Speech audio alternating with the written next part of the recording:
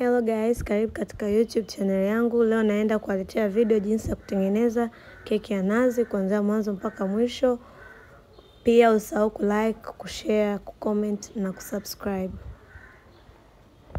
Keki ya nazi haina tofauti na keki nyingine. Tutaweka pre-stage gram 430. Sababu keki nataka iwe kilo kama na nusu. Alafu sukari nitaweka 250. Kama unavyoona nimeweka sukari nyeupe. Kwa hivyo ndio vitu vya kwanza kwenye kuweka. Alafu tunaikoroga kama hapo unavyoona.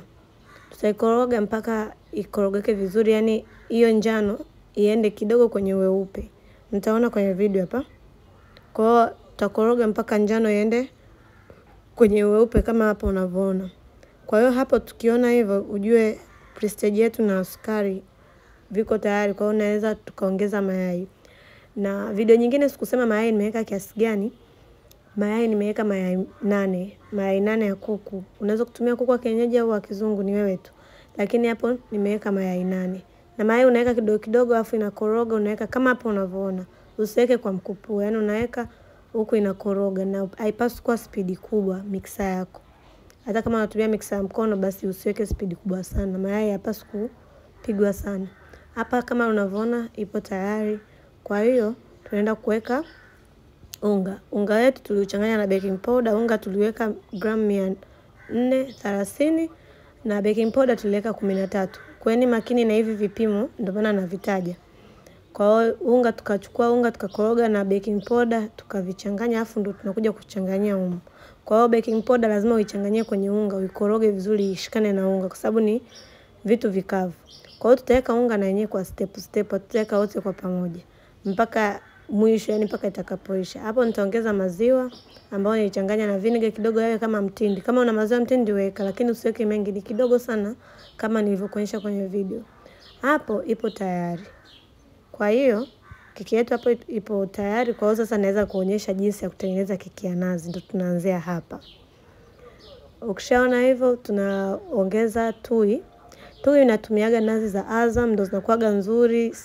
Siwezi kukushauri utumie nazi ya kawaida, tui la kawaida kwa sababu lina maji mengi.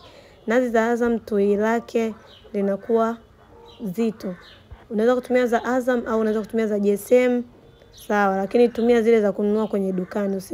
Usitengeneze wewe mwenyewe kwa sababu itakuwa ni maji. Kwa hiyo nikishaweka tui naongeza na machicha. Haya machicha ni yale machicha makavu yanauzwa madukani. Kwa hiyo nitaongeza alafu nitakoroga.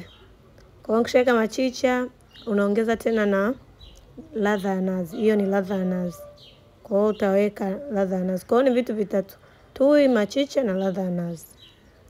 Nitaikoroga sasa. Huo mkorogo wangu nitaukoroga vizuri kweli, yani mpaka ikae vizuri. Kwa hiyo nitakoroga hapo. Baadaye nitaweka kwenye tin. Sijaonyesha video ya kuweka kwenye tin.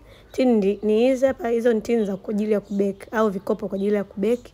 Kwa hiyo nitaweka moto, nimeweka 150 kwenye tin. Kila tin nimeweka gram 400. Jamani kweni makini, nimeweka gram 400. Kwa hiyo yani hizi tin ni inchi 7. Kwa hiyo naonaga mimi keki zangu zinatoka vizuri kwa moto wa 150. Moto wa 150 uko vizuri sana. Kwa hiyo naweka kama dakika 35. Kama hapo unavyoona keki ishaiva. Keki ni laini, layer yake ya juu ni laini, haijaungua kama unavyoiona hapo. Kwa hiyo ndio keki ya nazi. Kama utakuwa na maswali au chochote ambacho hujakielewa unaweza kaniuliza kwenye comment. Na kama umefurahia basi unaweza ka comment pia, na usahau kulike, kushare video hii kwa watu wengine, na usahau kusubscribe.